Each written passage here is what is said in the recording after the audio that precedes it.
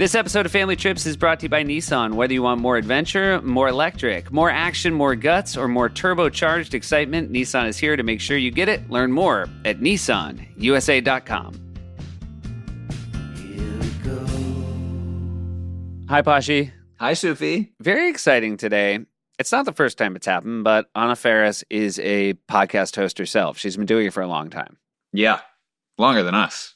Way longer than us. Longer than almost anyone in the game. She got into it very early, and a great credit to her for doing a very novel and interesting podcast. You should definitely check hers out. But it's also really nice because people who have their own podcasts have their tech set up, and you just hit the ground running with them. Yeah. So thank you to every guest who's been on our show who's known how podcast technology works.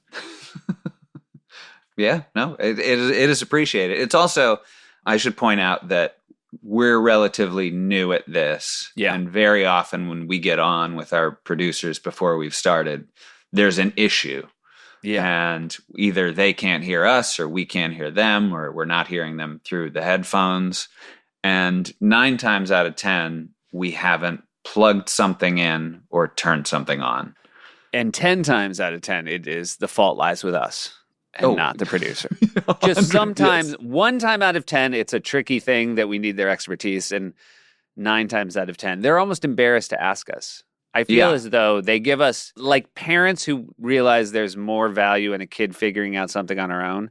They know that it's just we haven't plugged it in, but they sort of wait for 5 minutes because they don't want to have to tell us. But the other things that might be wrong are so technologically difficult that they might sort of explain, and they just sort of make us more confused. And then they're like, well, okay, if it's not that, are your headphones plugged in? And then you'll look down and no, they're not. Yeah, a real dangler, as we like to call it in the podcast biz. A dangler. Yeah. Josh, we haven't had many disagreements about this show, but there's something we disagreed on that I would like to bring up now. Yeah, sure. I was of the mindset that we should tell people at the end of each episode, hey, now Josh is going to sing a song that he wrote and recorded himself based on the interview you just heard. A decision was made that we just go into the song cold. I just worry that not enough people know that you are the person who is doing this. Someone said to me, I thought you had hired an outside song parodist. Oh. And so, again, we don't have to do it. We don't have to end each episode, but I do want people to know, and this has been true of every episode, and it's really impressive. Josh writes a song each week, and he sort of has to jam them out and get them in on time. And anyway, I appreciate it, and it's my favorite part of the podcast because it's the only part, I'm not there for.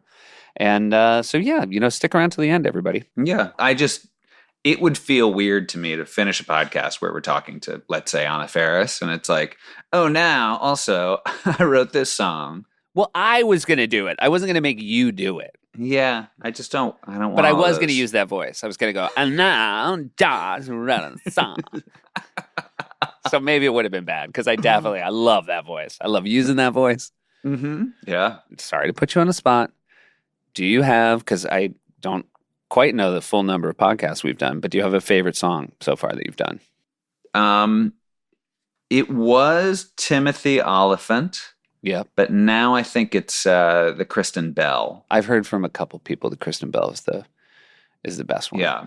Mom and Dad called me recently. They had just gone to the Clark Art Institute in Williamstown, Massachusetts, where I had recently been with my fiance Mackenzie and her mother, and it's an exceptional museum.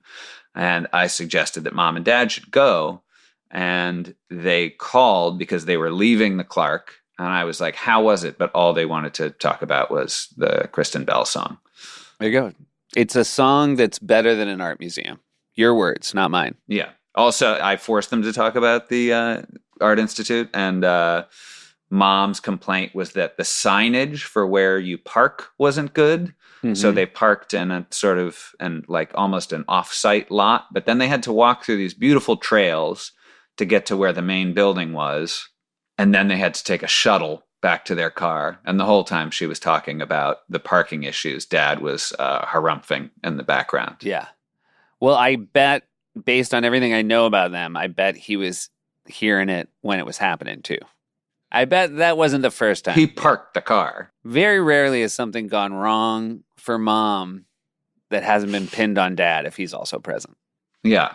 That's her superpower. That's her superpower. She can pin any old bullshit on dad, however innocent the man might be. This might surprise you or it might not, Josh. I'm doing another podcast right now with 4 other late night hosts. It's called Strike Force 5, and we're raising money for our cruise.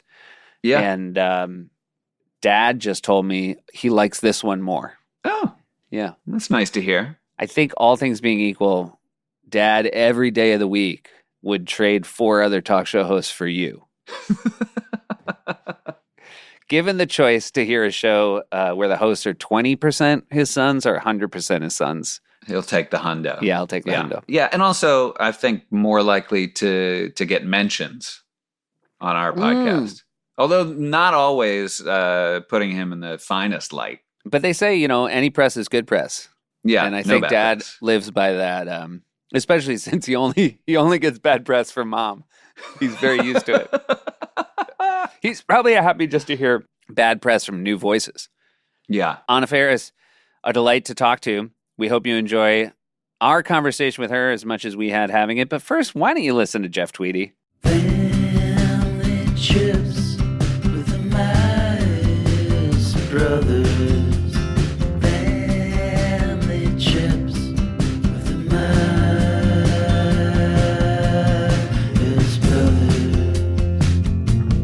Here we go.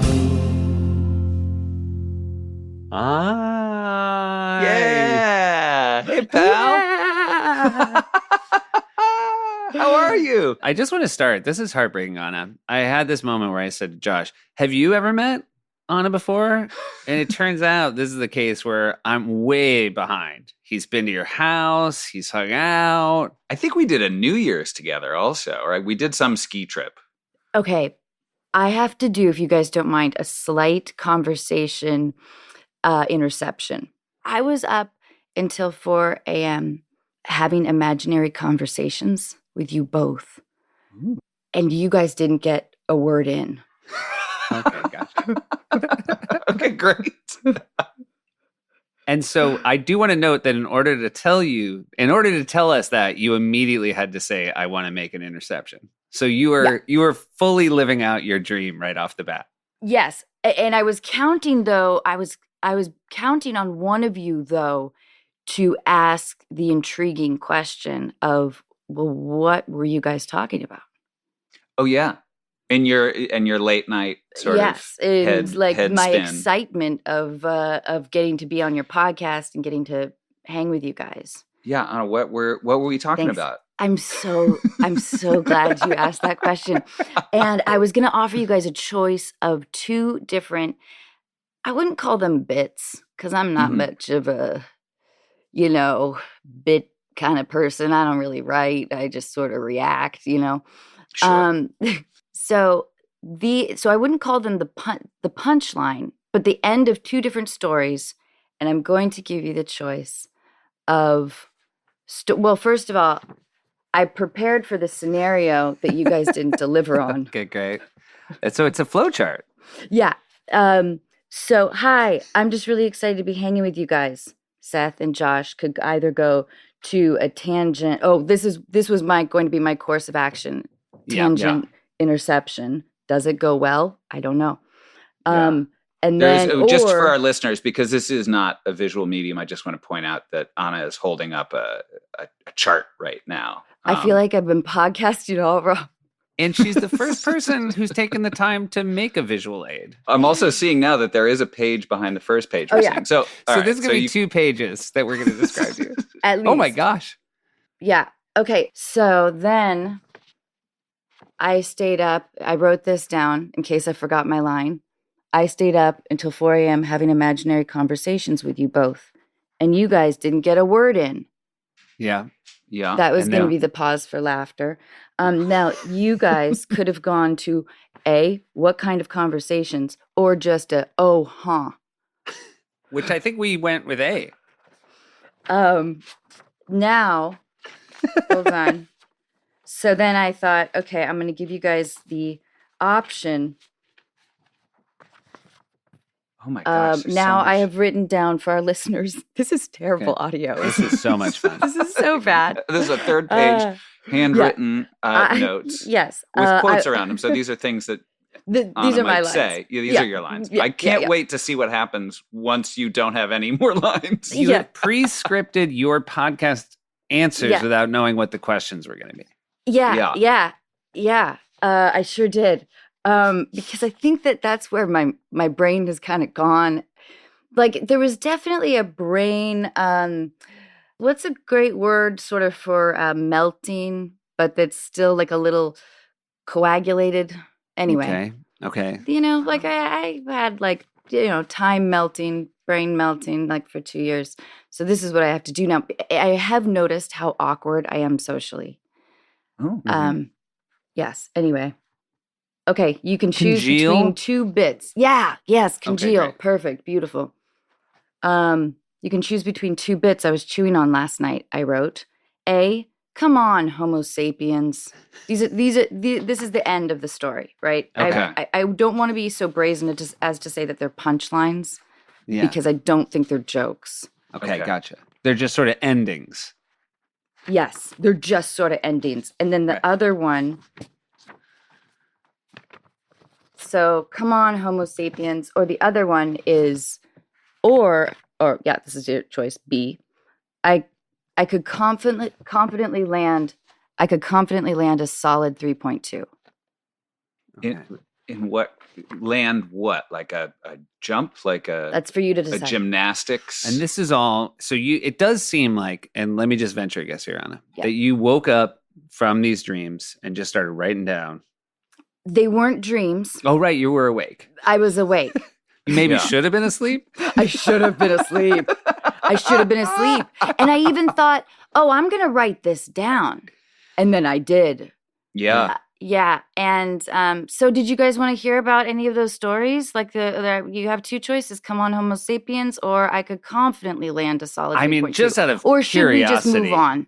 I mean, gosh, I'd love to know what is the details of any story where you confidently land a 3.2. But Yeah. I feel like I'm very worried you don't know. I do know.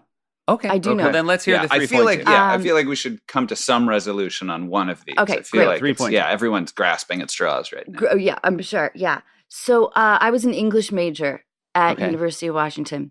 And I was the kind of person who would, if we had a 12-page essay due in like 4 weeks, I would completely put it off. I wouldn't even think about it. But I would be really surprised at like when I did sit down at 11:30 or whatever the night before, how there was like a nice mental flow. Like subconsciously, I had been processing it. Mhm. So that's sort of how I thought this podcast was going to go because Uh-huh. I felt like I could confidently land like a 3.2 pretty much every I time. see. So a 3.2 like a GPA situation. Yeah. Yep. Oh, Gotcha. okay, GPA. I see. Yeah. So that's pretty good. Got it. Well, Yeah. So that Is it? I don't know. I will say, I think I'm more conscious of the fact that I'm thinking about things before I sit down to write them, whereas it seemed like you were surprised by it. But I do think there's a lot to be said for letting your noodle sit with it before you actually sit down and start banging it out. So I think that's a good way to approach an essay. Don't you think that most major decisions in life, like when I decided to study abroad, they start as like truly like a kernel in the back of your brain. You're not even quite sure that it's there, and it somehow like takes root, starts to sprout, fertilize it, and then suddenly you're getting married. There you go. Yeah. Yeah. I think for studying abroad, I would say it's something that maybe the school system puts into your head. You know, people who have studied abroad previously. You've got some friends who are like, I'm thinking about studying in Spain, or I'm going to go to, France or wherever. And then you just sort of do that as well. Did you guys study abroad? We did not. Did you? No. No. We But lived abroad. We lived abroad. Yeah. You lived in France, right? We lived in the Netherlands. Oh, in the Holland. Netherlands. Yeah. Where did you study abroad? I studied. I mean, I didn't. I You went. I Did went. you go abroad when you were in college? Yeah. Yeah. Where'd you go? Siena, Italy. Ooh. Yeah. What Oh, were you man. supposed to be studying? The language and art history. Oh, I mean, those are Sì, two è good things. vero. I lean hard into the accent, you know. Ho studiato a Siena, ma solo per 3 mesi. E 20 Yeah. anni fa. It's very fun. Did they tell you sort of on the first day, we think you're leaning into the accent too much? They don't tell you that. They don't. You find They out when don't. you get home. No, and then there's this like the switch from like my parents. I think of like they really prioritized traveling to Italy so much so that I think they spent their retirement like packing us into a minivan and driving all over Italy for good times and bad times. Mostly good times. But there is definitely when I say like dove è il bagno? Mi scusi, dove è il bagno? Or whatever, you know. Yeah. Where's the bathroom? Oh, Josh, you are a whiz now. Yeah, ho studiato italiano 10 anni fa. Oh, bravo. Yeah. So, but the switch from like the assumption that I can speak well to, oh, she doesn't know what the fuck she's saying happens very quickly, you know? Yeah. Oh, yeah. Josh had a Dutch girlfriend when we were living in Amsterdam. And my impression of Josh is all of their conversations would be 3 lines before Josh would then all of a sudden say, wait, what? And it was like so show-offy, like, hey, Malifia, who else is it?" And then she'd be like, yeah, it is a good one. And they'd be like, wait, huh, what? Huh? Yeah. I do think that every foreign language teacher, one of the first things they teach all their students to say is, I speak a little whatever the language is. Mhm. Like, je parle un peu de français. And I don't think you should teach that until people actually speak a little French. If that is the only sentence you have other than your name, you shouldn't be saying, I speak a little French, because then someone might try you. And if it turns out all you can say is, I speak a little French and my name is Josh, then you shouldn't say I speak a little. Did you speak like none? I just did stand up in Amsterdam. And this joke, I should preface it, this joke did not go well. But I said, I speak een beetje Dutch. Like, for example, I know the words for a and little. Good. Yeah. No, not good. Oh, that's it. That was the end of your joke. I thought there was something else coming up. Yeah, it was. I mean, I like that. I was like, oh, the Dutch people didn't get this joke, but it's gonna be a barn burner. Yeah. I Come know on, with Homo Josh and Anna. sapiens. Come on, Homo sapiens. I thought there was a network lag. Let me just say. Yeah. So wait, Anna, we're gonna bring it down to the studs right now. Hey, I love it. Thank you. Went to University of Washington. You lived in Washington. You weren't Yes. born there, but a young age you're there. Yes. Siblings? Yes, an older brother, and I was listening to Amy Poehler. You guys with Amy Poehler. It's Yeah. called a Core 4, right? Yeah, I'm we're a a Core in it. 4. Core 4. Yep, you were a Core 4. I'm a Core 4. How much older was your brother? 3 years. Okay, so were you Nice. close? We are really close now. We had 2 really distinct identities of physical extremity. My social identity was the short girl, Okay. like Hmm. the short girl over there. My brother was always incredibly tall. He was known for his height. And I bet he so- wasn't incredibly tall when he was born, but That's on. true. That's true. You know what, Josh? I really hope he listens to this. yeah. 'Cause Okay. he was Anyhow, always that tall Bob. back to you. Yeah. So, but we fought healthily. We fought a healthy amount. You know, I think that because I was born in Baltimore where we lived, we moved when I was 6.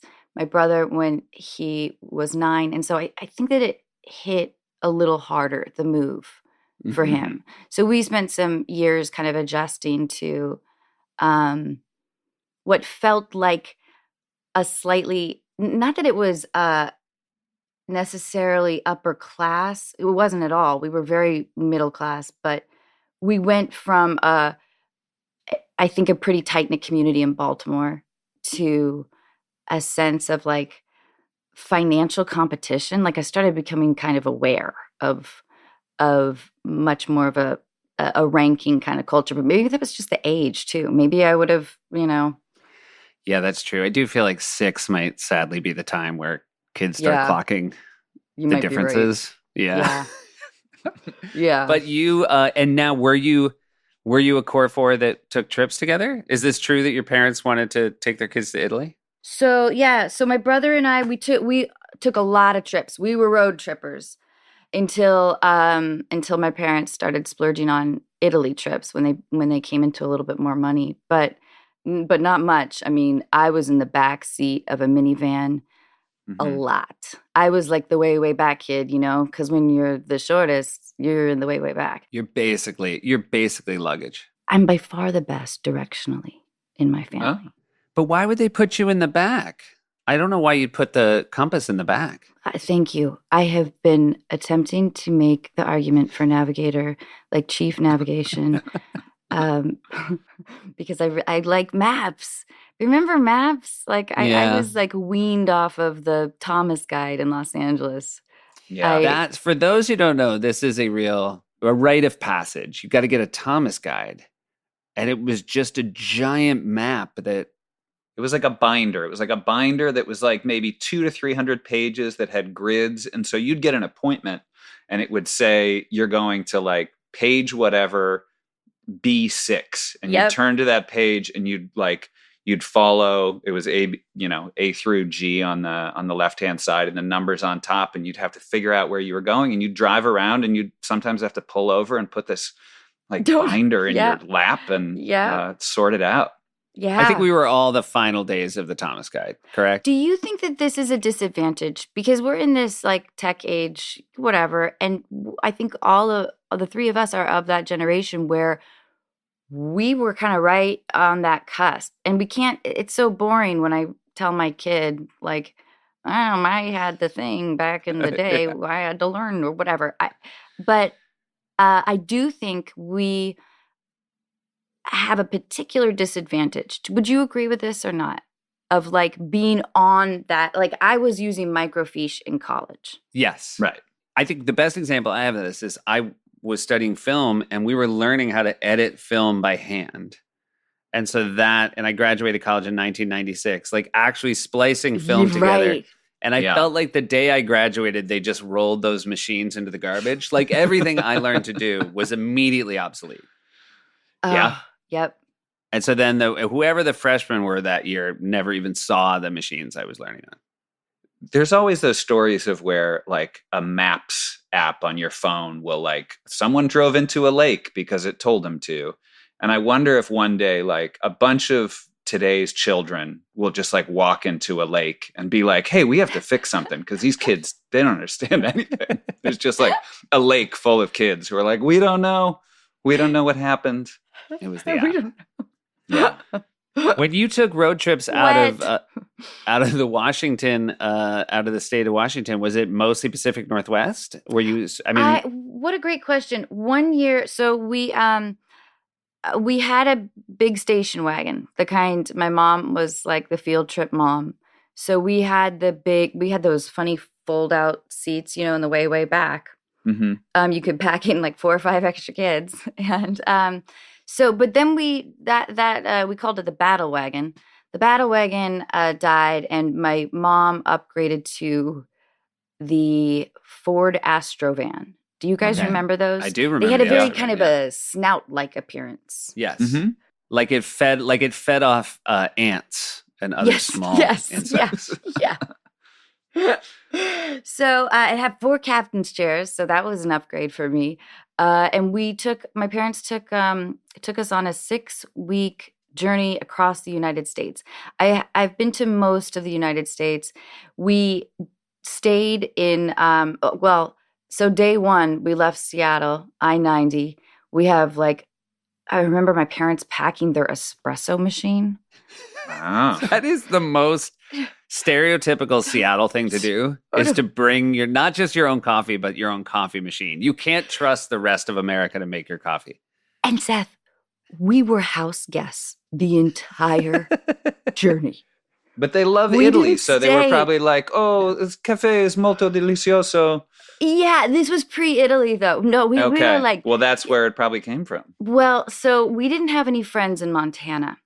So we're heading east day 1. And I'm sitting behind my dad because he is taller, I'm the Yeah, kid well, sure. behind the dad. And I just start feeling this like mist of my dad kept spraying himself with water to keep himself awake. So did he preload a sprayer with water thinking Yeah. that this might happen? Yeah. Yep. Yeah. And Yeah. and you know, back in those days too, our entertainment was window, you know? Yeah. Yeah. Yeah. What do you think? I would kind of lose myself. I remember like during that particular road trip, I was 15, a tough age. Wow. Yeah. So 15 and 18 going on a Yes. 6-week road trip with your parents. That is a very Yeah. risky age to bring kids that age. Yeah. Also, likely giving up your summer. Like that's your summer when you Definitely. might want to be doing other things. And I did look up where you're from, and it's Edmonds, Washington is the Mhm. town. So it's like right on the Puget Sound. I can't imagine it being more beautiful than like, it's got to be incredible. It is gorgeous. But I do think at that time I was ready to get out. I was ready for my world to be bigger. Yeah. Which it did not. But you're right. Yeah, Josh, it was I don't remember ever resisting my parents being like, I don't want to go. I just Mhm. did, you know? I just got I think in the we car. were the same. We would not, whatever our parents planned, we would go along with. Yeah.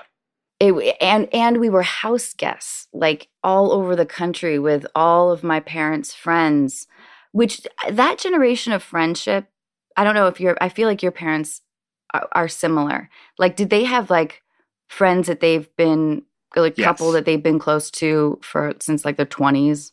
Yeah. Even like my dad's best friend from when he was like 5. Yeah. And they're still tight. Yeah. It's kind of remarkable. Whereas, like, if you drove around, if you drove your kid around to see your friends, it would just be like West Hollywood, Los Feliz, maybe Brentwood. Seth, can I tell you about the time that Josh saved my butt? Your butt, yeah. Yeah. Okay. So we are I going to get was- back to your 6-week road trip because I feel like Okay. there's a lot of digging Yeah. we want to do there. But You I'm going to let know- you talk. I'm going to let you talk about Josh now. I wish that I had there was an alligator chase in Oh, Florida. we don't want to hear about that. There's a podcast that does animal chases. Yeah. An alligator chase. All right, we'll put a pin in alligator chase. Yeah. It's And not also- that good. I'm still here. I got my limbs, but Your dad just Yeah. sprayed water on the alligator and he ran. So, how did Josh save your butt? okay. So I was in the middle of shooting my Super Ex-Girlfriend with Mhm. Uma Thurman and Luke Wilson. We were shooting in New York, and it was a really intimidating set for me. It was like I just laid low. That was my strategy. And so we had a break for Christmas, and Josh, I can't remember who arranged our Mammoth trip, but when I think me. I bet you did. I bet Yeah. you did. So anyway, you're not supposed to go skiing when you're in the middle of filming a movie. Yeah, as you guys probably know. Because of So- injury. Because of the risk of Yeah, injury. yeah. So, but Josh arranged this trip. I somehow got invited, and I was supposed to be back in New York. They didn't know that I had gone to Mammoth. I was supposed to be back in New York like the following day or something incredibly stressful. There was a big snowstorm. Josh spent about 6 hours truly digging my car out. Hmm. It was Did you remember this, Josh? I don't remember the digging out, but I feel You like don't? no, not specifically. I'm kind of grateful actually, because I don't think I ever I was so gripped with panic. I don't remember. I was embarrassed to I wanted to thank you for Oh. that, because I don't know if I was too preoccupied to really express my gratitude, because you were out there for hours. Yeah, well, I'm New Hampshire boy, so I'm used to shoveling snow. There's part of me that that likes it. I was so In a weird way. terrified that I was going to be like on the chopping block if I was late, you know? I was really, really scared. And anyway, you were just out there. Yeah, You made well, it happen. You're welcome. What this says to me about my brother is that he is so chivalrous that he's Yes. probably dug out multiple cars, and that's why he can't remember yours. Whereas if I had dug out your car, I would be talking about it every single time. Every time I saw you on camera, on screen, I go, "Did I ever tell you the time about I dug you saved Super Ex-Girlfriend? I was a guy." Josh is like, "Oh yeah, I dig out a lot of cars." Yeah, well, I mean, I could see, like, I don't know, I would feel some level of responsibility on a trip like that if I had sort of said, "Come out here," and then I feel like I'm sort of on the top line of that trip, and then if you get sort of somehow pinned in there, I would feel a level of responsibility. I don't know. It was heroic. And Wow. I'm really grateful. Josh, did you come up with that game? That was the year that we all brought our worst work. Oh yeah, it was bring a video of you from like childhood or something, but bad, and everyone had stuff. I want to say I had It was so amazing. I think I had a video of my friend Craig Bouchard and I had gone to a place in the mall and recorded us lip syncing "Whoop There It Is," and it was like just terrible. Our dear friend Rob Benedict had like auditioned for like a 90210 thing, and there was like Rob's it was amazing. news news footage of him, like, because they were covering like this casting.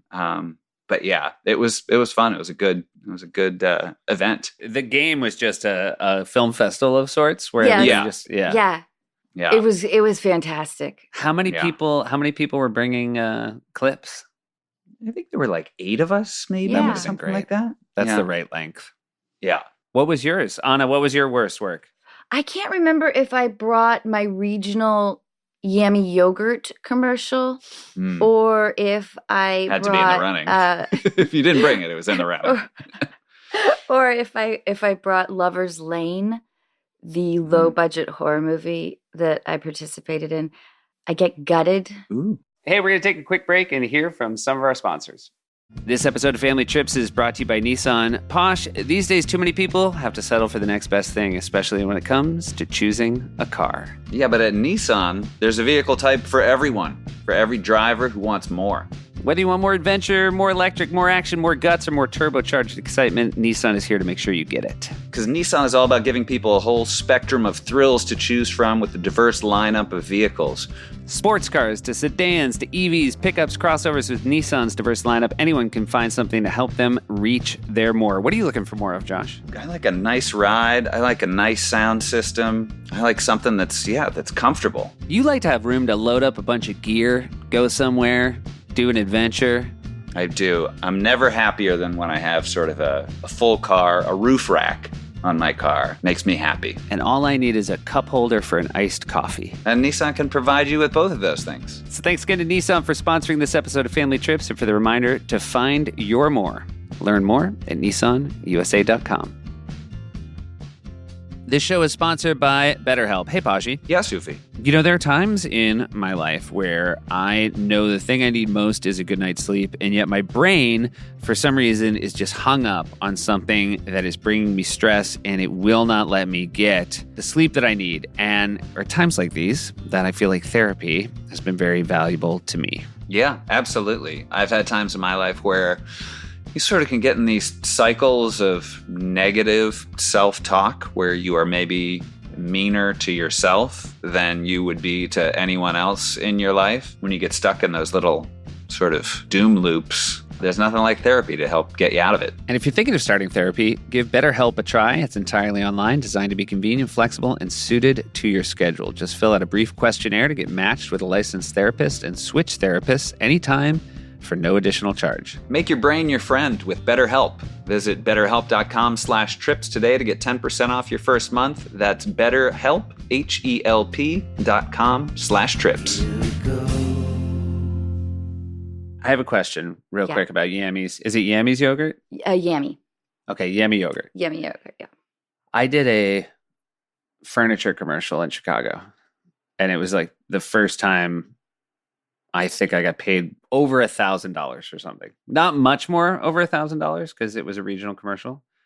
But I still to this day remember how excited I was when I got it. Were you over the moon when you booked Yammy? No. No. No. How jaded. It's Yammy's yogurt. Oh, yes, Seth. Now we are tapping don't into do this. something. I know. But you- I have I do have a dark, cynical soul. Really, I was a theater kid. Like Did you think it was beneath you at that time? I didn't think it was beneath me, but I certainly didn't feel passionately about it. Like It wasn't TCBY. Right. they hired me because I was 16. Or no, I wasn't 16. I think I was like 14, but I looked like I was maybe 10 and I had a really round face. So the whole commercial is just like my face. And in my memory, I didn't have headgear on during the commercial, but I think that was during my headgear stages. Interesting. So the commercial, a 15-second regional commercial for Yummy frozen yogurt. Yummy was launching their frozen yogurt line. And I am eating frozen yogurt like this with a smile on my face. And you hear my mom off camera, not my mom, an actress, say, "Amy, are you eating ice cream?" And I say, "Not anymore." So 9th grade, down the hallways, lockers slamming shut. Not anymore. Okay. Like- I forgot. Yeah. I did not process that there was a giant downside to the age in which you booked your first regional commercial. I was in my mid-20s. Nobody was giving me a hard time about it, but that is a disaster. And this was getting a lot of airplay. Yeah, it kind of was. I was very snobby about like commercial work. Yeah. Like, I think it was because I didn't feel attractive enough, or like it felt like it felt, of course, like it wasn't at the meat of the matter of like, the emotional state that I wanted to express. Did you guys go to your high school reunions? I went to one of them. Yeah, I've been to mine. And I missed one like about 5 years ago, and I really regret it. Oh, really? Why do you? Yeah, I had the first one I went to. It was perfect timing. I think it was my 10 year, and I had just started on SNL, so it was really cool. And I had done comedy stuff in high school, a lot of it with Josh. And I feel like people in our high school rooted for us, and it's always been nice to go back and see them. So it was really special. That's I feel nice. like you've had the same experience, right, Josh? Yeah. I mean, the last one that I went to, we were in New York for Thanksgiving, and our high school always has the reunions the day after Thanksgiving on that Friday because people are home to see their families. And we were in New York with Seth's family, and I really wanted to go. So I flew up for a day, and I flew up. I landed. There was a terrible snowstorm. I had a friend pick me up, took me to the reunion. I got home. I had to start the generator. And I was at home. At the reunion, he dug out like 10 cars. Oh, yeah. I mean, I didn't even get to catch up with people. I was just making sure they could get home. I remember when he What a left New guy. York, he brought 2 shovels. He's like, I'm going to bring a backup shovel. But I had to start the generator, which I had never done because we didn't have a generator when we were kids. And I got that thing fired up. Oh, so you get some cred. Okay, yeah. But I had minimal power in the house. And to have a night at your parents' house, your childhood house, alone with the 2 dogs. Right now we're down to 1 dog there, but there were 2 enormous dogs. And we were on the couch and we watched Caddyshack with commercials. Because it was just on TV and it was so much fun. And then the next morning, we have a good neighbor friend who drove me back to the airport, and I flew back to New York, and it was 100% worth it. What is and did you go? Have you gone to your reunions? Isn't it kind of grotesque how when one asks a question, you're also secretly hoping that you get asked the question? Anna, we know exactly what's going on here. I know. You know my We actually, you know what? We owe you an apology because we should have made our answers shorter to get to you quicker. Yeah. I appreciate but I it, feel but- like you were going to be like, nobody likes reunions. And we're like, we like them. By the way, Anna, nothing would make me happier than if your answer right now was no. No. I don't think so. You don't even know? I don't know. So how did it go? When you go back, are they still quoting yammies to you? Oh God. I think I went to my 20th. I don't keep in touch with I only keep in touch with one person from high school, but and I've always kind of had that quality of like kind of maybe to a fault, like a sort of extreme intimacy versus like a larger social circle. So I didn't really keep in touch with anybody. I also wasn't nostalgic at all. I was not. I was just waiting to get out. I felt like internally like a caged animal. But it was such a relief when I went to my 20th. It was such a relief to be. It was like a B plus it was like a 3.2 of a night. A tricky detail was it was at this loud like local bar, and because I'm wildly self-absorbed, I didn't remember anybody. And you have to because the bar is so loud, you have to talk closely with people.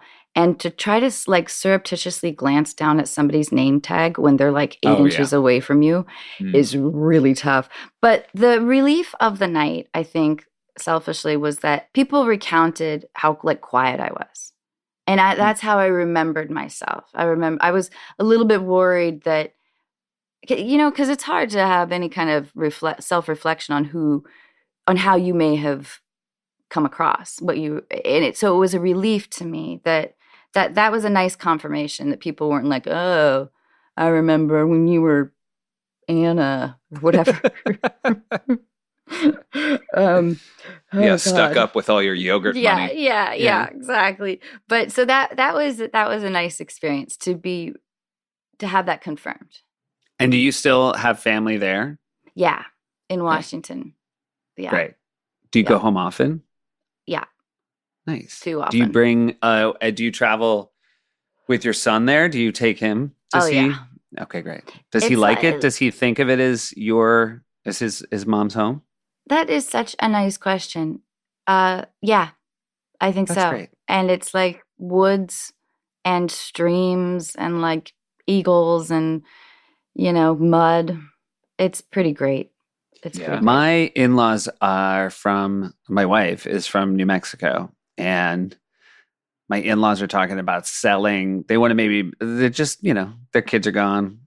They also want to be more on the East Coast where all their grandkids are. And they're talking about selling the house. And even my kids, who've only been there a handful of times, are like, no, that's our favorite place in the world. Oh.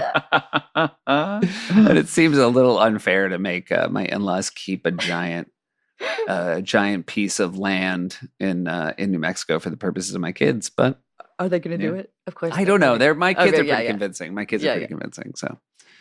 Yeah. I think that also when you're a grandparent and your grandkids are like, we love where you live. I think that's you don't want to give that up. Yeah, that makes total sense. I was thinking as last night around, I don't know, maybe 2:45 a.m. Gotcha.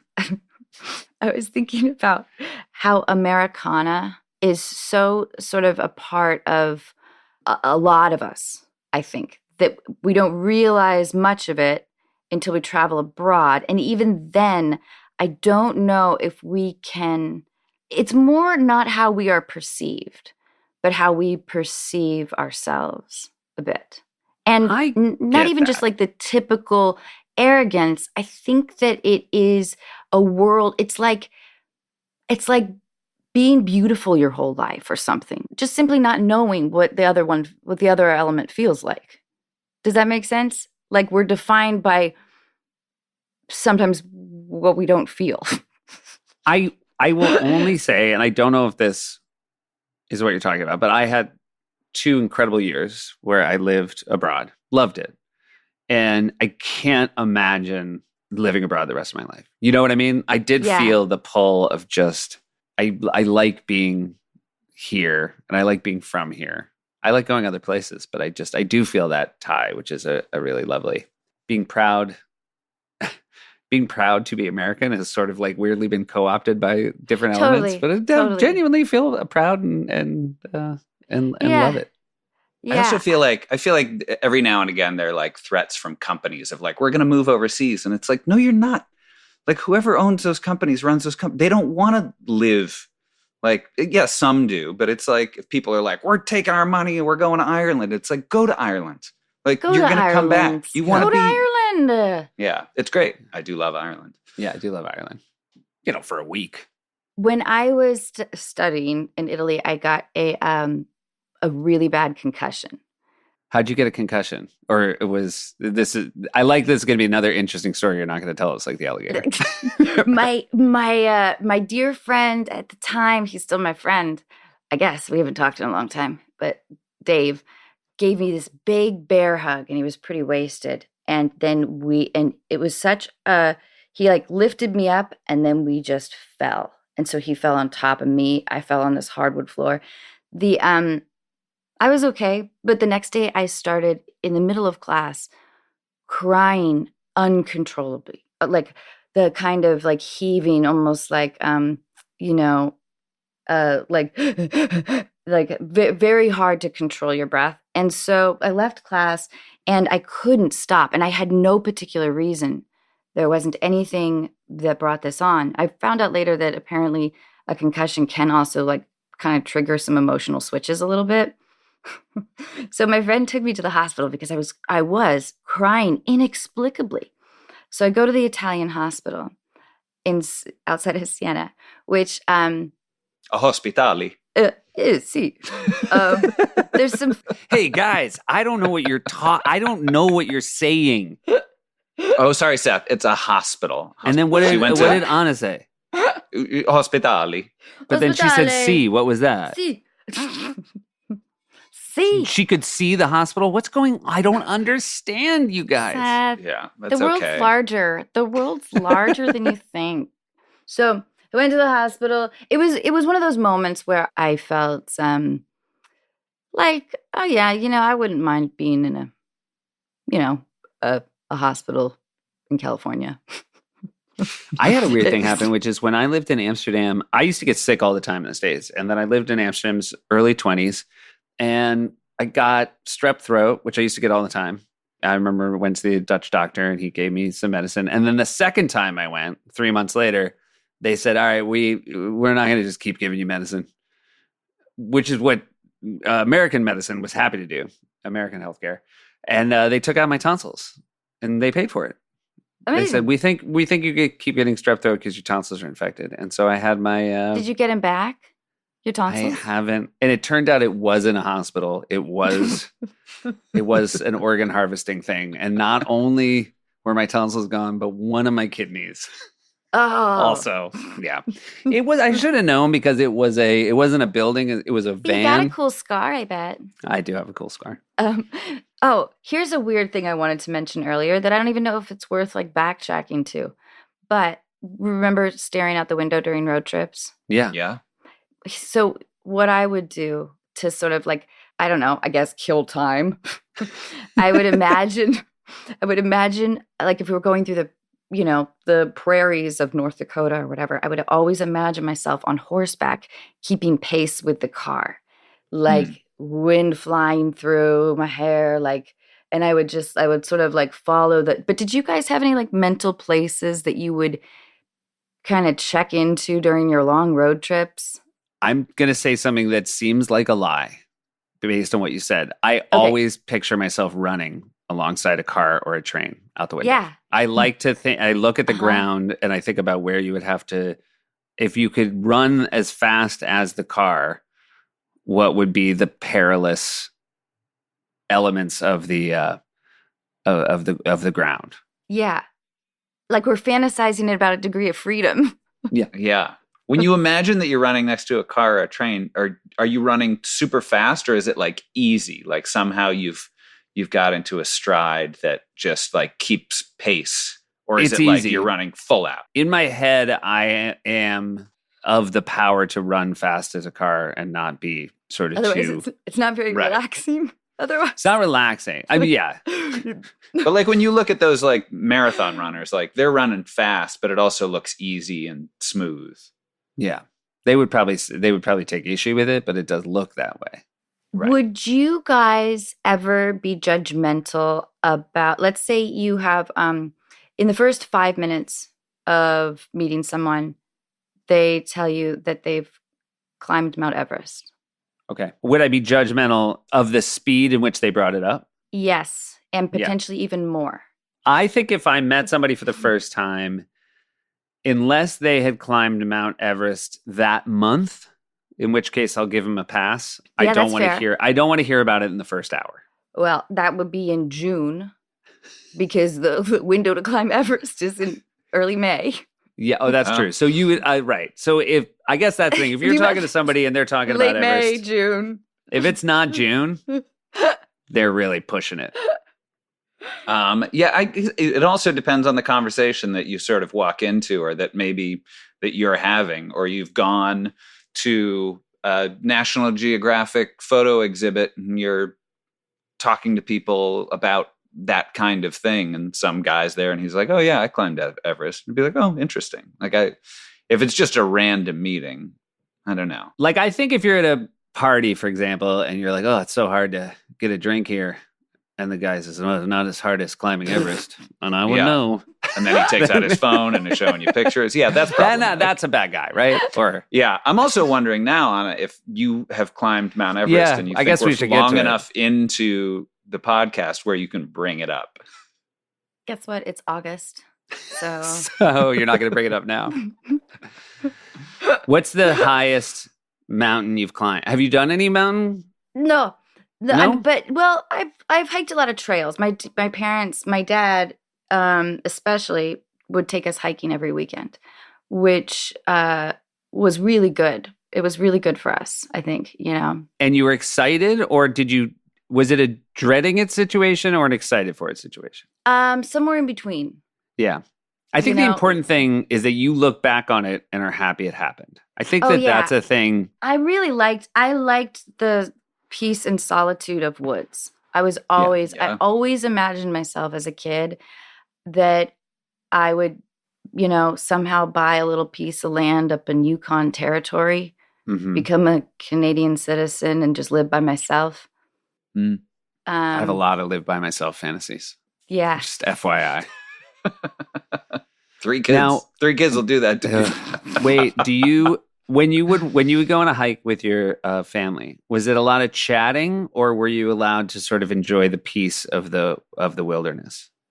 My dad is a great conversationalist. So, and he does like to tell stories, and he has he's got a lot of knowledge about a lot of different things, and he's a We got one of those, a 2. Oh boy.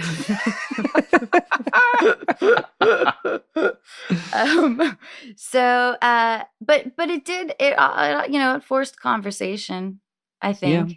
And I think it was the only physical activity that I felt like I could really run up a mountain at one point in my life. Yeah. That's really good. At age 8. I think it's important to remember that as an adult, you look back and say, "Oh, so glad we did that." And then you have to remember, as a parent, you sometimes now have to force your kids to do things they wouldn't otherwise do, with the hopes that in 20 or 30 years, they'll appreciate it. Seth, when you take the kids on road trips, like iPad stuff, where do you fall? So here's the thing. They don't get iPads in the car. And I feel bad because I think if it was the other way around, they wouldn't get iPads on the train either. But on the weekends, we leave the city and my wife drives up in the morning with our baby. And then I wait for the boys to finish school and we get on the train. It's about 2.5 hours. And I just give them an iPad and they watch something and I read and I love it. And God love my wife who would say, "You didn't do any arts and crafts?" I'm like, "No, we didn't do any arts and crafts." You didn't? Did you bring a crayon? When we fly, like the last time we flew, my wife was in the middle. So she was in a set of 3 with the boys on either side, and then I was on the outside. I was an aisle over. And she just brings a bag of 1,000 activities. And with kids, like it's 4 minutes per activity. So if you want to keep them doing things, it's not like, modeling clay. In your head as an adult, you think 70 minutes? No, 4. Yeah. So the backpack where the modeling clay is in the backpack is about 4 minutes of space has been taken up by bringing modeling clay. So she's really good, but we're pretty. I mean, I don't know how much longer we're going to be able to hold out. Because I will say, and I know this is not a reason to let your kids watch iPads, but they don't know what the fuck any of their friends are talking about. Yeah. Like, you know what I mean? Like they have frame of reference. No frame of reference. That's how I was raised, though. Yeah. I'm not a very restrictive parent. Yeah. But maybe part of that is because I was so, I mean, it made me fundamentally uncool. Definitely a virgin. My mom was adamant, like I wasn't allowed to watch any television really, but when she would go to the grocery store, I would watch, like, usually it was like Golden Girls was on right after school. Yeah. And then I would frantically put like some frozen peas over on the television because my mom would feel it when she got home. Wait, you cool down the TV? Yeah. This is wildly impressive thinking. Yeah. When you said I took out the frozen peas, I want to tell you, I had no idea where it was going. Yeah, on top of the TV. And would she come home and like put her hand on the TV and sort of look around and be like, but then she got wise. Then she'd go in the freezer, and if the peas were hot, yes. you're like, hey, Anna, you want to explain why the peas are a little hot? Yeah. So that's so funny. And that was it because your parents were your parents educators? Do I have that Yes. wrong? Yeah. Okay. My dad was a professor of sociology. My brother is, I think, the world's only 4th generation sociologist. My grandfather and my great grandfather were all sociologists, and then we have other academia in the family. And so it wasn't out of like a sort of there was morality to it. My mom was terrified that I would grow up too quickly, which I now interpret as an adult. She really wanted me to like not lose my virginity. Right. So the worst thing you could do is watch the Golden Girls. Yeah. Which basically just the 4 sluttiest old women. Yeah. I mean, Rue McClanahan was always looking at. I mean, it was a story about like just 4 women who did nothing but banging, and now they were happy and close with their friends.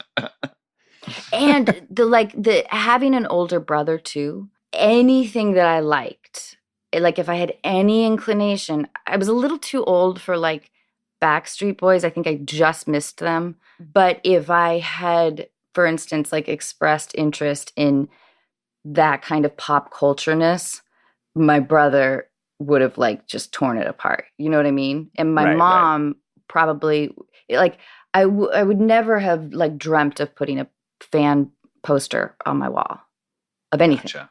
Yeah. Because it was just too ripe for the picking, you know? I recently will say I had never been to a boy band concert of any kind and saw the Backstreet Boys How was it? last year. It was fantastic. Awesome. It was the nicest crowd of people ever. How great. Everyone knew every song. I saw 0 instruments through the entire show.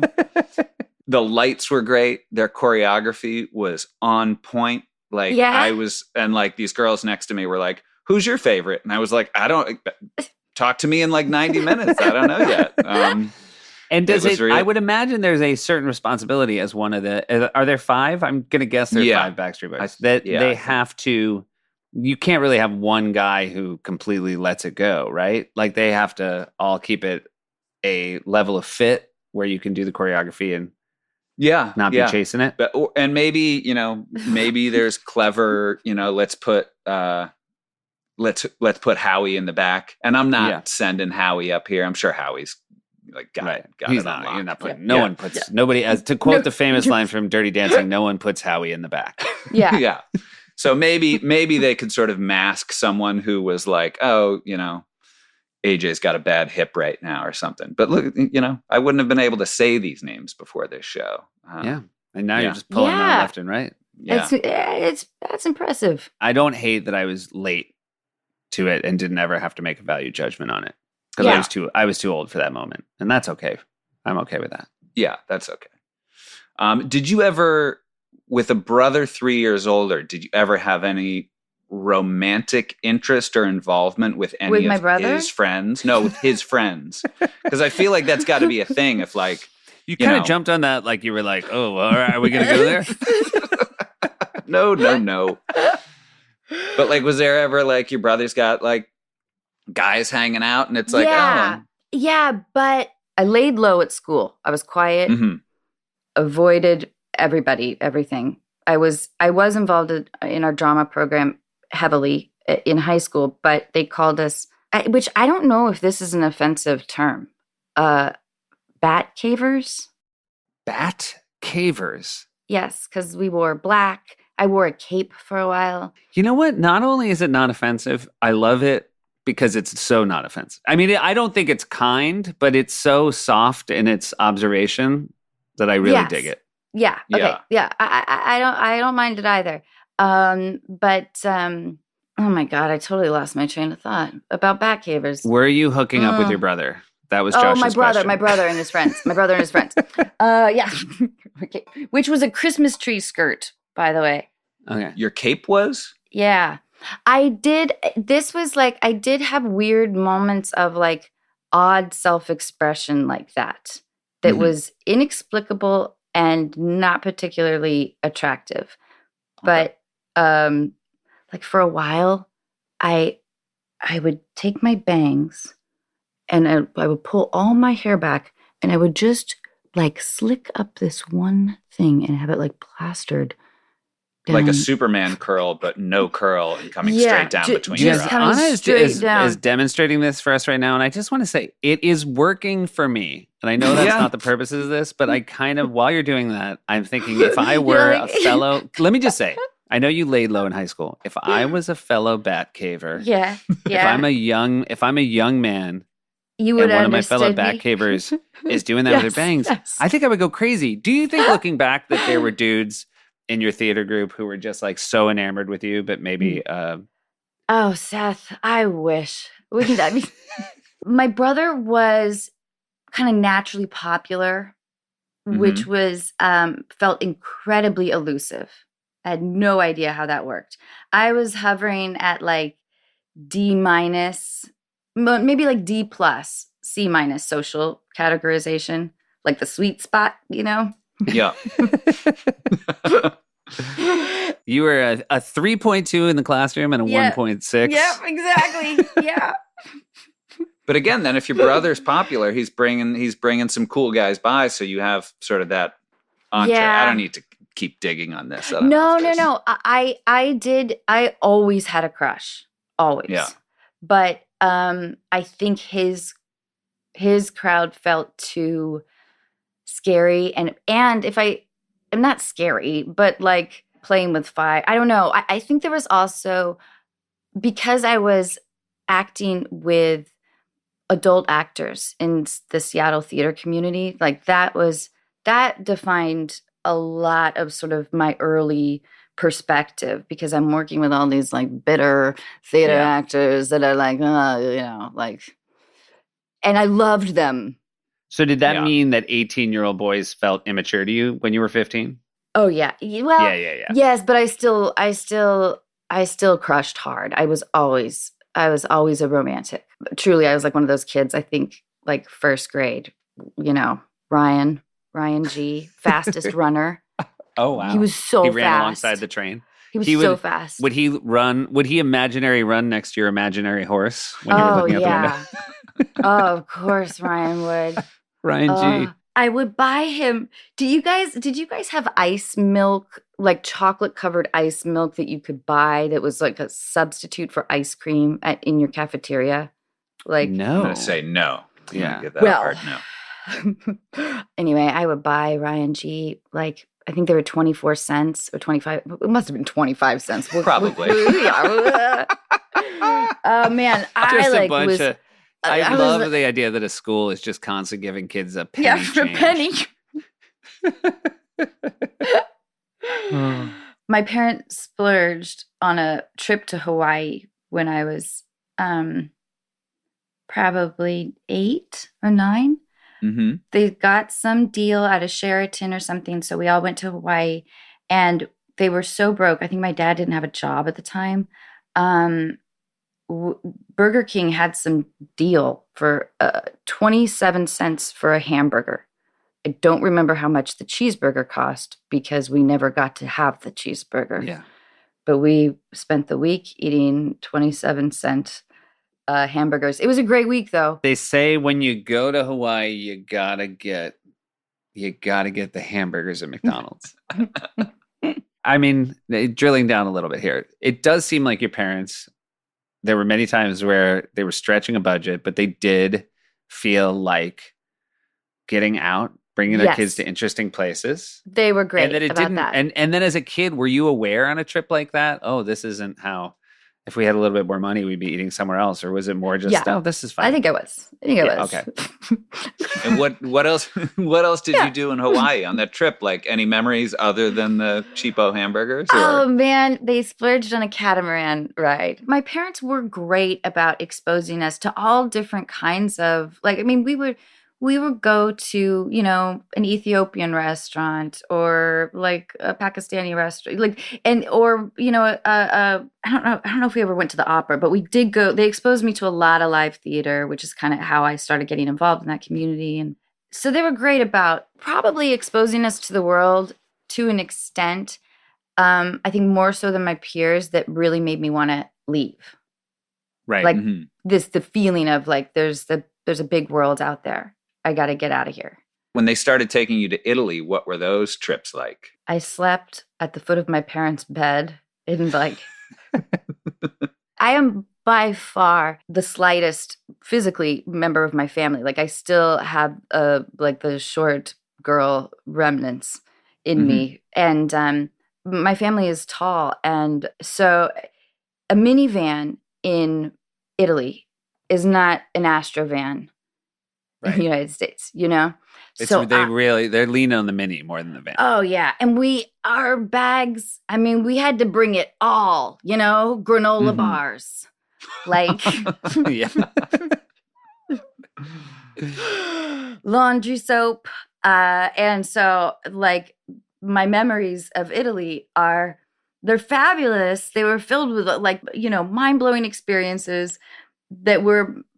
Pretty modest. We stayed at small, inexpensive places. And I stayed at the foot of my parents' bed most of the time on some like wonderfully Italian rollaway bed. Right. What now? Where was your brother then? Where does he go? My brother, he really, this is like, first of all, he always got to sit in the front seat because he's tall and he claims chronic car sickness. Oh, by the way, terrible. You know who else does that? My lovely bride is car sickness. So whenever it's like her whole family and me, I'm always in the back seat. Yeah, and it's just like the and queen. You just the wait queen it out. has to ride up front. Yeah. Yep. But I remember barely being able to see out the windows because they had to cram me in. It was so strategic. So we would show up to some like pensione or whatever it is in Italian. I should probably know this. And like open up the sliding door and just suitcases just falling out, as we like scrambled to get out of the car. I was always in the way back, like we've mentioned, with a ton of suitcases on my lap. But I'm really good with maps, as I've mentioned. And I'm the only one in the family who can speak the tiniest bit of Italian. So when we got lost, because before like Waze or whatever, like we were mapping it. Yeah. Which is amazing to like, unfold a massive map of Italy while your dad is driving down the wrong side of the street or whatever. It's like Senzo Which you shouldn't need dad. a map for. You should just know which the right side of the street is. That's not a map answer. I think that the incident that I'm really recalling was a Senso Unico one way that my dad was going down the incorrect way, and my mom just like just screaming at him, just like in terror. Jack. Oh God.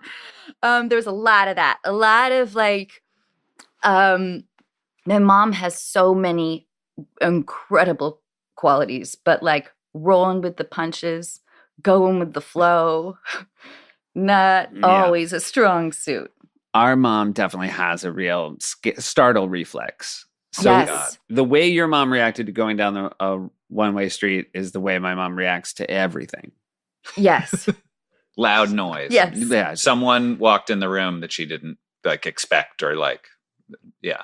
Right now, Yeah. the newest thing is my father walks through a room and she lives with him, and it scares her all the time.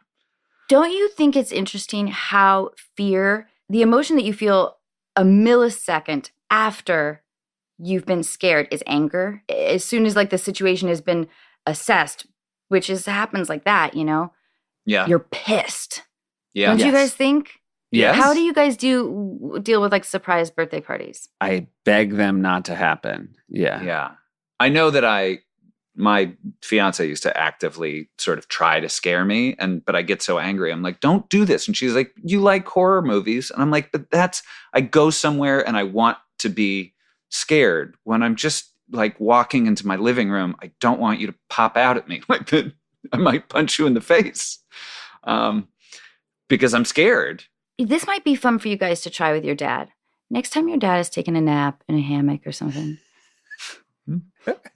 find a small like piece of straw, like like a little like a wheat stalk or a grass blade will do. Yeah, we got wheat stalks around here. We're good. And just put it up his nose just a little bit. This is very much a Mackenzie thing. Let me tell you something about our dad. Yeah. In a million years, we would not do what you've just suggested. Why? Because our dad is a loving husband and father. The man has a temper on him. The man would not find humor in being nostril strawed. After he like, because you know, usually it's like the shaking of the head. You're like, what is that? And then you're like, that irritates me, you know, and then you're kind of grumpy. Would he ever get over it? Would he Yeah. He'd get over it, but there would be no joy. It wouldn't be worth, right. Be worth it. He's also like a legendary, and I feel like we are as well, but sneezer. So if you set off a fit of sneezing, then our mother would be upset. Yeah. She'll be scared. Allowed, yeah. He's a loud sneezer, which is not his fault. And every single time he sneezes, my mom acts like it is his fault. Like that he's choosing to sneeze that at that volume. Yeah. That I think that's love right there. Not appreciating that someone. Do you think he like kind of kicks in like 10%? Like you think? Yeah. You know? I was asked recently to pull back on my sneezes, and I tried, and it's like, who asked you? Mackenzie. Okay, yeah. Yeah. I was wondering. I mean, I guess I would. It would have been so funny if it was not. If it was like someone at a restaurant that I was sitting next to.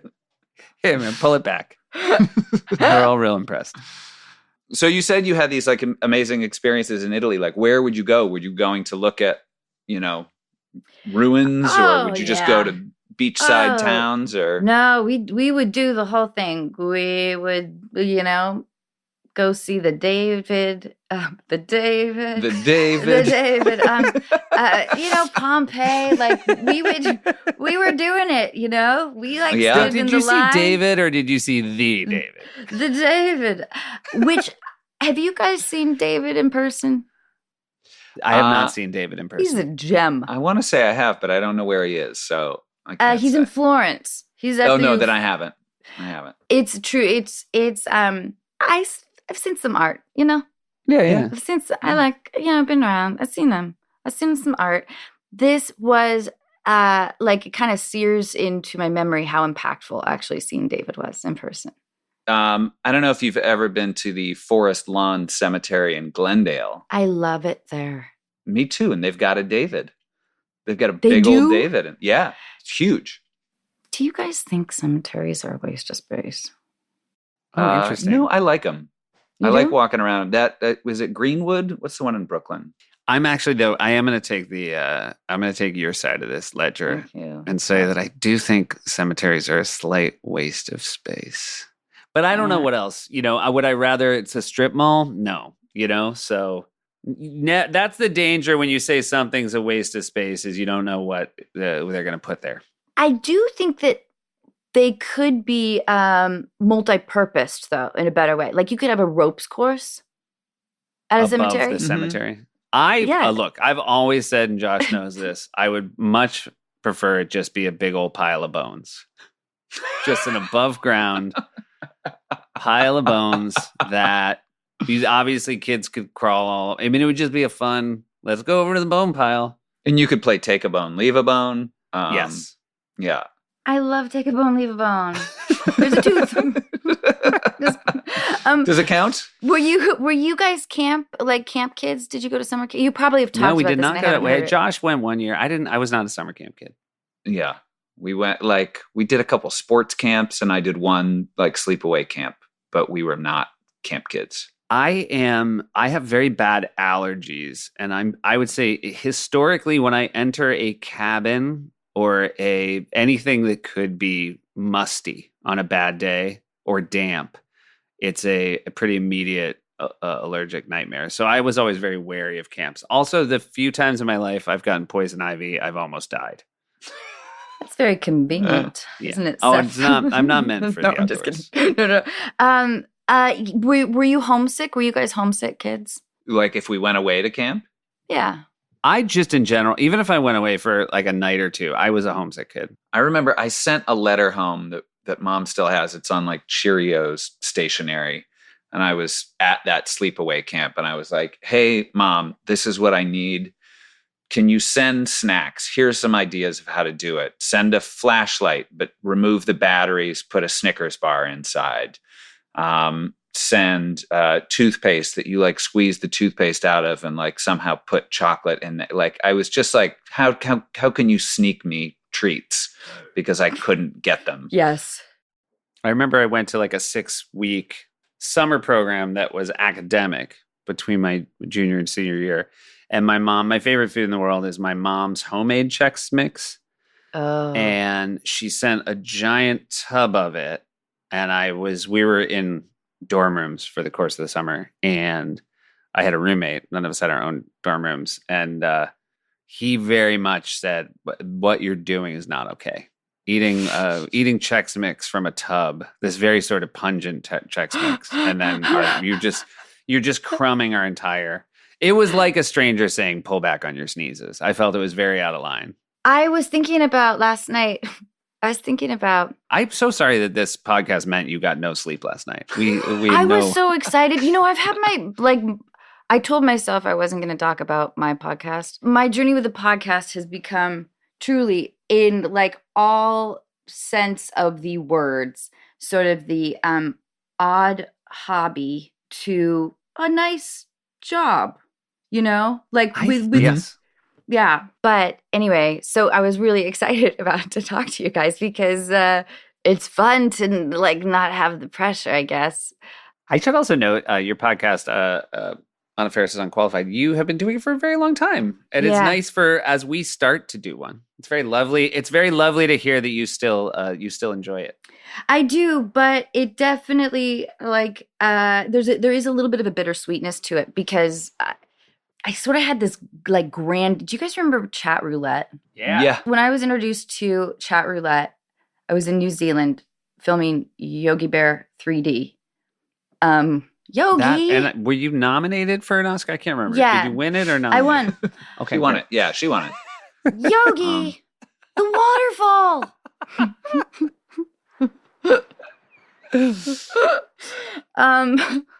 God.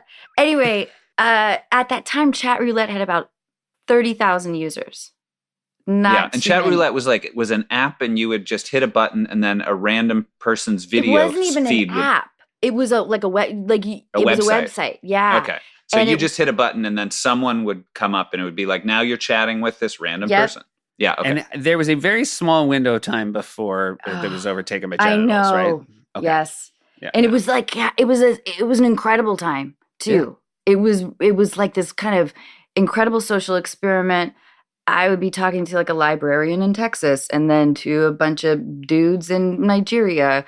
It was What amazing. percentage of the Chat Rouletters recognized you? Oh, I don't think as many.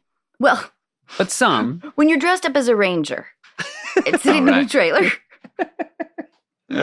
waiting for the 3D cameras to be adjusted or whatever. um, but anyway, yeah, there was just like this really cool social experiment that quickly got, destroyed. And I was really mad about it. So like when the masturbators first started dominating chat roulette, I would be really, I wanted to irk them. So I would be like, you can do it. Yay. Let's go. Come on. You can do it. Almost there. But I do feel like there is a unique kind of masturbator whose kink is encouraging park ranger. Yeah. That's right. So for them, you might have thought Yogi. Is your mom easily embarrassed? Is our mom easily embarrassed? I don't think so. Yeah. I don't My think so mom- either. I was thinking just now about how, see, this is the question where I'm going to answer. I ask a question, but I'm not thinking about what you guys are saying. Yeah. Is your mom easily embarrassed? Yes, thank you. I was thinking, we were at a restaurant in Italy, and it was a fancier restaurant, and we normally didn't eat at fancier restaurants. And it was on the sea. It was gorgeous. It was expensive, and it was packed. And the waiter came over and told us that this other table wanted to take a picture with my mom. There was a lot of language confusion. I started to get the sense that somebody maybe had recognized me. Mm-hmm. Like, and there was some kind of like, no, she's not the famous one. The mom is. They thought my mom was Olivia Newton-John. And it took us about an hour to figure this out after the fact, because we weren't really putting it together. My mom was forcing me to be in this picture that people were wondering why I needed to be in the picture. And because they wanted their picture with Olivia Newton-John, my mom was like gripping onto me with like an iron fist. You know, she's like clutching my upper arm, like, don't you leave me. And so I'm awkwardly kind of in the middle of this picture. And my mom, I think it's so painful. She cannot think. It happened, I don't know, maybe 15 years ago. And maybe 20. It's still like Harrowing. It's plucking a cord for sure. Now, can I ask a question? Yes. 20 years ago, did your mom look anything like Olivia Newton-John? Kind of. Okay. Yeah. She let's see. Oh no, this is a visual medium, all right? But we'll tell, they'll know, our listeners will know from our reaction whether or not we agree with the fair Italians who thought your mom looked like Olivia Newton-John. Fair enough. Our father used to sign autographs for Mike Schmidt, an old baseball player for the Philadelphia Phillies. Did he pull it off? I think so. He'd be like stopped in airports and looked enough like him, and has like very nice penmanship. So I feel like he signed more than a few Mike Schmidt autographs because people would ask him for an autograph and he would just be like, yeah, of course. And sometimes we look exchange rate famous, which is we don't look enough like the person, but in a different land. Yeah, I love that terminology there. Anna still can't find a picture of her mom. Well, this isn't, I'm trying to sort of sort through this, but this is my mom. Yeah, that's Olivia Newton-John. Also, your dad is gigantically tall. Yeah, see what I mean? I can back up my. You're showing us a photo album where it looks like he's leaning to fit on the page. Yeah, there's a lot of text in that book as well. Yes, this was a recent gift. My dad put this together because he's retired, and this is what he does. Very sweet. Nice. All right, are you ready for our closing questions? Yes, ready for closing questions. All right, here we go. You can only pick one of these. Is your ideal vacation, is it relaxing? Is it adventurous? Is it enlightening? Or is it educational? Relaxing. Very good. I also feel like enlightening and educational are pretty close together. I thought that, Josh, but this is your question and I didn't want to say it. So now, 10 episodes in, we're going to drop one of those. Yeah. Your preferred means of transportation: train, plane, automobile, I like this. Boat, on foot, Bicycle. I love this. I I would love to imagine myself as the kind of person who could sail to Hawaii by themselves, like could handle that much sort of solitude. Skill wise, no, but I love traveling by train. I think it's so like beautifully meditative. I haven't been able to do that much, but during quarantine, I was looking at videos on YouTube. I found myself obsessively watching train videos and tsunami videos. Wow. Yeah. You're going So through yeah, it. I'm into a train or a boat, but I love to drive too. I don't know. I like in your fantasy when you were taking a boat to Hawaii, when you get there, is it still the 27-cent deal for the hamburgers? Or are you paying full freight? I'm gonna get the cheese. I'm getting cheese. You get the cheese. Whoa. I'm Guess getting what? cheese. I'm back Yeah. and I made it Yeah, big. yeah. I made Yeah. cheese money. All right. If you could take a vacation with any family other than your own family, who would you go with? So it's a family. They could be living. They could be dead. I love your family. Great. Ah, We would love to have you. By the way, we'd love to have you. Yeah, They would go I crazy. sit in the way back. I'm pretty easy, you know. I mean, like. so, Well, I'm good. Your at, like, vibe, everything about your vibe would click with my parents. And I'm saying that with all authenticity. when I've seen them on your show, they are not only so lovely and loving, they do remind me a lot of my folks, and except without all the history. Yeah, without all the being Yeah. your folks. I just would get to be the fun tag along. I mean, the Like- amount of times I've thought, oh, I would like them so much more if they were somebody else's parents. I don't mean that. I want to clarify. I don't mean that because we've established the only two people I know that are definitely going to listen to every episode of this podcast. That's the kind of supportive parents we have. Yeah. Yeah. And we wouldn't have to put you in the way back. You could have the backseat middle hump. Yeah, we Oh, do that. Backseat middle I'm hump. down with Great. that. Yeah, I've been there. Yeah. Been there a lot. Yeah. Sitting sure. on the sort of backseat Oh, yeah. armrest was a very popular Yeah. spot. Yeah. All right. Well, we'd love to have you. If you were stranded on a desert island with one member of your family, who would you like to have with you? Are we including like cousins and Yep. Sure. Yeah. As long as they're family. Are we including like the deceased? Uh, Can I bring just like allow it? like an urn with some ashes in it? Well, no, we're gonna say Josh is going to decide. What are you going to decide, Josh? I'm going to Dead decide people? you can't bring a dead body or ashes. How- But if you wanted to reanimate Oh, someone who's since passed and bring them, No. we'll allow it. But Not that really. reanimating the dead often comes with unexpected consequences. Yeah. I'm trying to think of the family member who would just listen the best, who's not going to tell me all their stories. Oh, that's good. So you want them to hear all your yeah, story. I got a lot. You know, Hollywood. Yeah. Hollywood, like So who you bringing?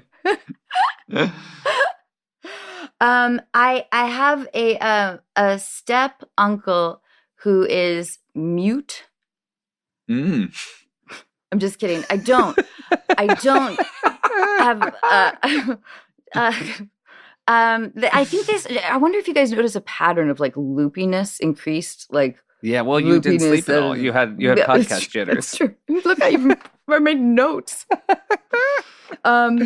So yeah. You know what? I'm gonna go with my brother. I'm gonna Great. go with my Okay. brother. A sociology professor was a nice person to spend time on a desert island. I think that's a good choice. Yeah, Might have he's some got a lot interesting of- things to say. He sure does. He has a ton of interesting things to say. Yeah. Yeah. Edmonds, Washington, where you are from, would you recommend it as a vacation destination? Not really. No. Okay. I mean, it's not. It's you know. But Yeah. the cops were always busting up those keggers. So not prime vacation Because place a lot if of, you're a looking lot to of throw a families take kegger. vacations which are, sort of built around keggers. It's fun, with everything we've heard about the police in recent years. It is fun to hear like my high school complain about them, which is they were busting up keggers. Yeah, Like that's yeah. it was nice when that was my only focus of complaint Yeah. about the law enforcement. So Yeah. Which Good old actually, days. which also from a local cop's point of view, I bet like that was pretty fun. that's the dream. When you get a call, a neighbor calls in a kegger. Yeah. Well, it also sounds like from your description of Edmonds, where we grew up was very much the same. That if a kegger got busted up, you'd run into the woods, right? Yeah. Oh Yeah. yeah. Yeah. You're Just running like, into the woods. running into the to woods, this day. covered in nettles. Just the best. And the funny thing is, running full speed, no cop has ever chased a kid into the woods at a kegger. Like, the whole point is just to get him out. Yeah. Stop the party. Yeah. I have no idea how people got the kegs. Anyway. No, I was never the person who got the keg. I want to thank the people I grew up with who were sort of savvy enough to get a keg. Thank you for the hard work you put in. Maybe you had to get a hand truck. Yeah, exactly. You can't lift that thing. No. And Seth, you've got the final question. Last question is potentially a 2-part question. Have you ever been to the Grand Canyon? Yes. And do you think it's worth it? Yes. Yeah. Okay. Most deaf. Wait, all right. wait, Josh, you haven't been? No, you have been, but Seth hasn't been. Yeah, I haven't been. Yes, and I don't want to go. I've only looked. I haven't. Josh, do you fully think it's worth it? You do think it's worth it, right? Yeah, I'm desperate to go back and really like spend time. I would like to go to the bottom to look up. I think. I want to go to the North Rim because it's less populated. Yeah. And I would love to go rim to rim. I have a friend who I grew up with who's like a crazy fitness guy. And he was like, hey, we're running from rim to rim to rim. And I was like, oh, I mean, yeah, I would like to do that. Did he also climb Mount Everest? And, yeah, probably. I don't know. Yeah. Rim to rim I would love run. to say I could do that. He's the one at the bar when you go, can I get a margarita with salt on the rim? He's like, speaking of rims. Yeah. Wait, it was a 2-part question? No, that was it. It was, have you been? And if you've been, was it worth it? So you answered it. Yeah. You came on team yes. Yeah, there's a couple of visual memories that I think I feel really fortunate to have experienced. I don't know if I need to go back. I'm like national park nostalgic, like, an 86-year-old. So I have that kind of like that element in me. Yeah. But Seth, I think maybe in 12 years, maybe in 10 years. Okay. I'll reassess. I try to reassess every 10 years where I stand on where you stand. And by the way, I'm taking a lot of input and obviously I consider your opinion. I hold it sacrosanct, and the fact that you're pro Canyon is a big push in that direction. Amazing. I feel flattered. Thank you. A big push like I'm the guest a who big may old push have like off the side of the rim. I did give you like a pretty generous time frame though. But. You did. You gave me a decade to go. Oh wait, I do. Son of a gun! I do want to ask you a question because I read something. Ask me, please. You rented a house on vacation and got carbon monoxide poisoning. Yeah. I can't believe we almost left out. This is, why we're doing this podcast. Yeah, it was awful. All jokes aside, it sounds awful. Yeah, it was awful. It was my dad. We were up at Lake Tahoe in the winter, and there were 14 family members, and we were cranking that heat. It was a brand new home. It was such an unpleasant experience that there's part of me that it's not that it's painful to talk about, but it wasn't a pleasant experience by any stretch of the imagination. But I also want to let people know that it truly is an odorless, invisible toxin. We were all feeling very specifically bad. How so? Really sluggish, headachy, kind of moody. Like we kind of chalked it up to, the altitude or whatever. We're like, God, we're all kind of feeling like shit. And then I remember my dad had to go to the hospital because he has some heart issues. And so he just wasn't feeling great. So they went to the hospital.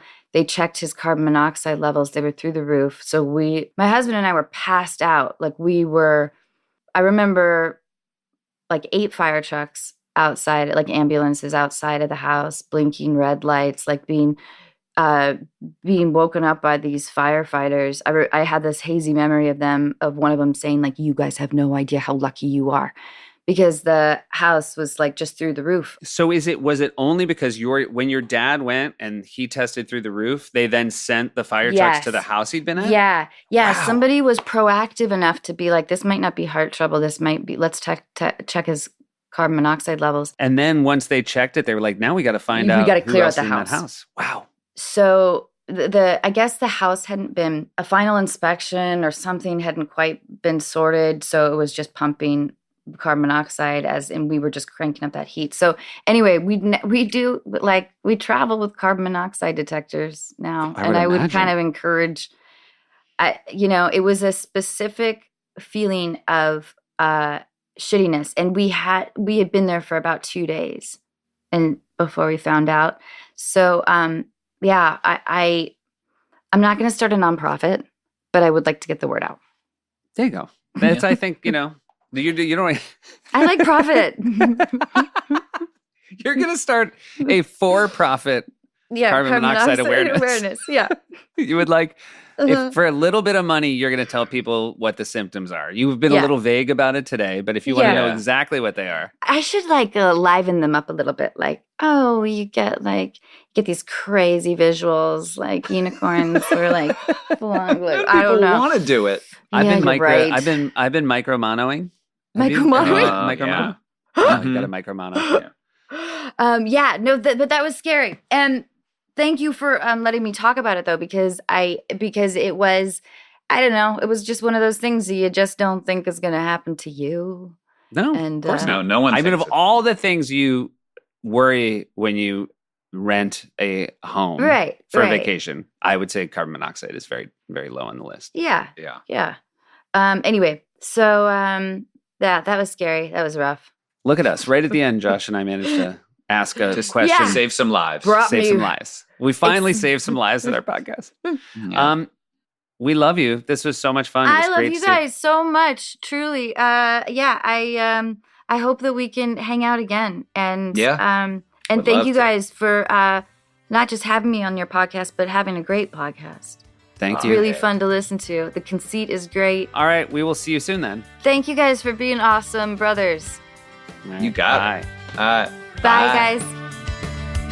Anna's family used to go on road trips for 6 weeks.